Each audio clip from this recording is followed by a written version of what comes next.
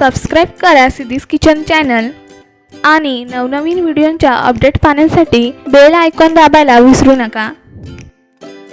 नमस्कार मित्रांनो, सिद्धीज किचनमध्ये तुम्हा सर्वांचं मनापासून खूप खूप स्वागत। दिवाळी फराळच्या रेसिपीमध्ये आज आपण करणार आहोत शंकरपाळी।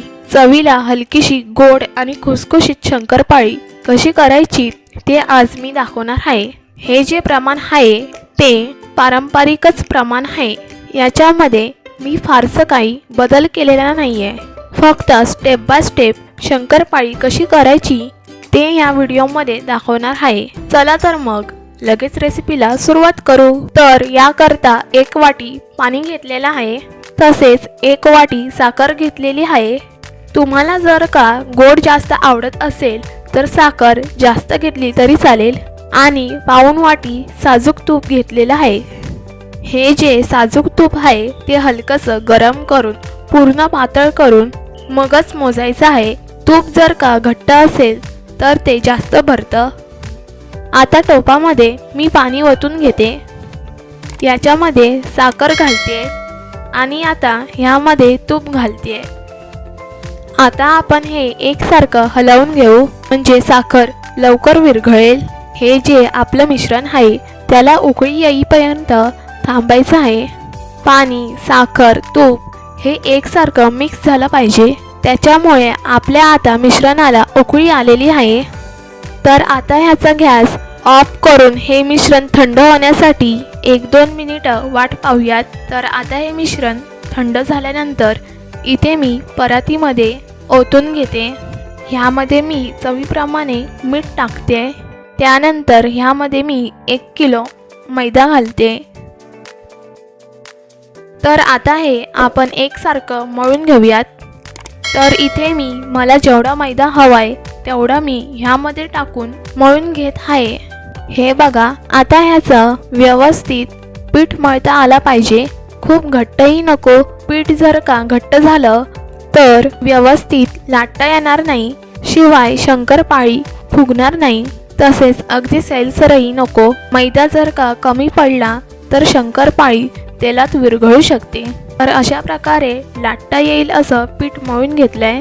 यानंतर या पिठाचे गोळे करून घ्यायचे आहेत। याच्यामध्ये तूप भरपूर असल्यामुळे याचा जो गोळा आहे तो असा गोल अगदी वळता येणार नाही, त्याच्यामुळे याला दाबून असं थोडंसं करून जमेल तितकं गोल वळून घ्या। हा गोळा लाटून घेताना याला पीठ किंवा साजूक तूप लावून घ्यायची गरज नाही। तूप भरपूर असल्यामुळे हे जे पीठ आहे ते पोळपाटाला चिकटणार नाही। थोडीशी जाड अशी पोळी आपल्याला लाटून घ्यायची आहे। या पोळीच्या ज्या कडा आहेत त्या चिरतातच, पण खूप जास्त जाडही ठेवू नका, कारण मैदा आहे तो हळूहळू जवळ येतो। शिवाय शंकरपाळी जर का खूप जाड तळली तर ती आतून व्यवस्थित तळली जाणार नाही, कच्ची राहू शकते। हे असं पुरेसं जाड लाटून झालं की मग पिझ्झा कटरने चौकोनी आकाराच्या शंकरपाळ्या कापून घेते। तुमच्याकडे जर पिझ्झा कटर नसेल तर तुम्ही इथे सुरीचा वापर केलात तरी चालेल।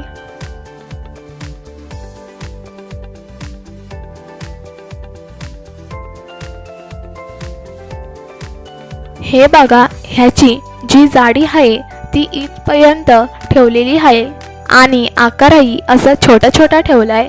त्यानंतर मी हे शंकरपाळी तेल गरम झाल्यानंतर तेलात सोडून घेतले आणि आता आपल्याला गॅस मंद आचेवर ठेवूनच शंकरपाळी तळून घ्यायची आहे।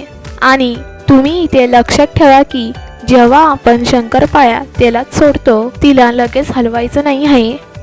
लगेच हलवलं तर आकार बिघडू शकतो। शंकरपाळी वर आली, थोडीशी सेट झाली की मग झाऱ्याने एकसारखं हलवायचं आहे। असं एकसारखं हलवलं की शंकरपाळी फुलतेही छान आणि रंगही एकसारखा येतो। मंद आचेवर शंकरपाळी तळून घ्यायची आहे, म्हणजे ती छान खुसखुशीत तळली जाते। आपण म्हणतो ना, बिस्किटाप्रमाणे तशीच खुसखुशीत होते। आणि अजून एक महत्त्वाची गोष्ट म्हणजे खूप जास्त रंग येईपर्यंत शंकरपाळी तेलामध्ये ठेवू नका। हलका बदामी रंग असं यायला लागला की तेलातून काढायची आहे, कारण तेलातून काढल्यावरही शंकरपाळी तळतच राहते आणि जर का तेलामध्येच आपण जास्त रंग येईपर्यंत ठेवली तर ती मग काढल्यानंतर लालसर होऊ शकते। तर अशा प्रकारे आपल्या शंकरपाळ्या तळून तयार आहेत। हे बघा, शंकरपाळी अशी अगदी खुसखुशीत झाली आहे, आतूनही याला पदर सुटलेले आहेत। तर मित्रांनो, या पद्धतीची रेसिपी तुम्ही घरी बनवून जरूर ट्राय करून बघा, कशी झाली हे आम्हाला कमेंट बॉक्समधून नक्कीच कळवा। आणि जर तुम्हाला हा व्हिडिओ आवडला असेल तर या व्हिडिओला लाईक करा आणि आमच्या चॅनलला सबस्क्राईब करा। लवकरच भेटू अशा नवनवीन रेसिपीज बरोबर।